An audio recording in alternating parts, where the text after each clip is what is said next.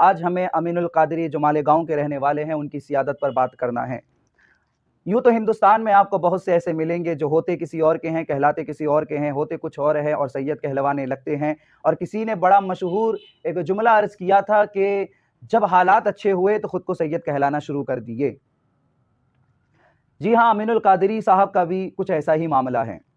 امین القادری صاحب کے بہت سے بیانات ہم نے سنا، جس کی وجہ سے ہمیں بہت تکلیف ہوئی کہ وہ کبھی اللہ کی گستاخی، کبھی رسول اللہ صلی اللہ علیہ وآلہ وسلم کی گستاخی، کبھی وہ امام وقت، امام زمانہ، امام مہدی علیہ السلام کی توہین کرتے ہوئے نظر آتے ہیں۔ تو میرے ذہن میں سوال آیا کہ ایسا شخص جو توہین اللہ کرے، توہین رسول اللہ کرے، توہین امام وقت، امام مہدی کرے، وہ کیسے سید ہو سکتا ہے؟ کیونکہ جو جس خاندان کا ہوگا وہ اپنے اجداد کی کبھی گستاخی نہیں کرے گا، کبھی توہین نہیں کرے گا۔ خصوصاً سادات تو ہمیشہ سے اپنے اجداد کی عزت کرتے ہوئے آئے ہیں اور وہ خود بھی جانتے ہیں کہ وہ کوئی معمولی گھرانے سے تعلق تو نہیں رکھتے۔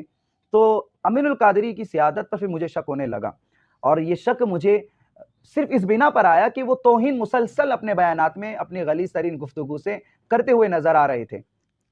اس کے بعد کچھ چیزیں امین القادری صاحب کو لے کر میرے سامنے اشکار ہوئی، کچھ حقائق میرے سامنے کھل کر واضح ہوئے، اور پھر میں نے اس پر غور کیا تو پتہ یہ چلا کہ امین القادری یہ سید ہے ہی نہیں۔ آپ کہہ رہے ہوں گے کہ اتنا بڑا دعویٰ آپ کیسے کر سکتے ہو، آپ کون ہوتے ہو ایک سید پر ایسی بات کرنے والے، اس کی سیادت کا انکار کرنے والے؟ دیکھو، میں کچھ نہیں ہوتا ہوں۔ جب بات آ جائے پروف کی، اور پروف بھی ایسا کہ جس کو انکار نہیں کیا جا سکتا، تو وہاں پہ ہر پڑھا لکھا طبقہ، ہر عقل مند طبقہ بات کو تسلیم ضرور کرے گا۔ خیر، یہ اگر کوئی یہ کہتا ہے امین القادری سید نہیں، میں قیامت تک اس کو چیلنج کرتا ہوں۔ اگر وہ گجرات میں کرنا چاہتا ہے، گجرات میں ہم سب سے بڑا آستانہ گجرات میں غوث پاک کے بیٹوں میں رزق اللہ شاہ کا مزار مانتے ہیں۔ اگر تجھے شک ہے امین القادری سید نہیں ہے تو سر پہ قرآن رکھ، رزق اللہ شاہ کی قبر پر مزار پہ ہاتھ رکھ، اور تو بھی دعا کر کہ اگر میں نے جھوٹا دعویٰ کیا ہے تو میں ہلاک ہو جاؤں، اور اگر تو سچے سیدوں کے نسب کا انکار کر رہا ہے تو اللہ تیری نسلوں کو برباد کر دے۔ بے شک، بے شک۔ السلام علیکم ورحمۃ اللہ وبرکاتہ۔ معزز سامعین کرام، امید کرتا ہوں کہ آپ تمامی حضرات خیر و عافیت کے ساتھ ہوں گے۔ اللہ تبارک و تعالی ہمیں اور آپ کو اپنے حفظ و امان کے اندر رکھے۔ دیکھیے، میرے حضور سرور کائنات صلی اللہ تعالی علیہ وسلم نے ارشاد فرمایا کہ قیامت قریب ہوگی جبکہ بہت زیادہ فتنے ابھر کر کے آئیں گے۔ آج دیکھیں، ہر طرح کا فتنہ اس دور کے اندر موجود ہے۔ کوئی علماء کو برا کہتا ہے، کوئی سیدوں کے نسب پر انگلی اٹھاتا ہے۔ یہ آج ہم بخوبی دیکھ سکتے ہیں۔ اللہ اکبر۔ مگر میں ان لوگوں سے ایک ہی بات کہنا چاہتا ہوں کہ سوشل میڈیا پہ آ کر کے اس طرح کے بیان دینا اور لوگوں کو بتانا کہ یہ کیا ہیں، کیا نہیں ہے، ان کا نسب کیا ہے، اس سے کیا ثابت کرنا چاہتے ہیں؟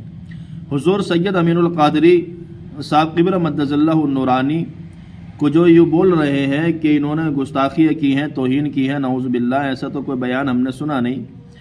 اگر اگر انہوں نے غلطی کی، انسان ہے، ہو جاتی ہے، تو انہوں نے اپنی غلطیوں کا اعتراف بھی کیا، معافی بھی مانگی ہے۔ اور معافی ایک ایسی چیز ہے کہ میرے آقا سرور کائنات صلی اللہ تعالی علیہ وسلم ارشاد فرماتے ہیں کہ انسان کے گناہ اگر زمین سے لے کے آسمان تک ہو جائیں اور وہ سچے دل سے اللہ سے توبہ کرے تو اللہ تبارک و تعالی اس کو معاف فرما دیتا ہے۔ اس بات کو ذہن نشین رکھیں۔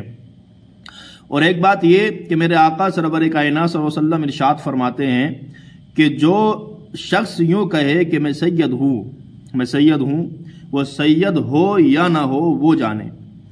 اگر کہہ دیا میں سید ہوں تو اس کی تعظیم بھی ہم پر واجب ہو جاتی ہے، اس کا خیال رکھیں۔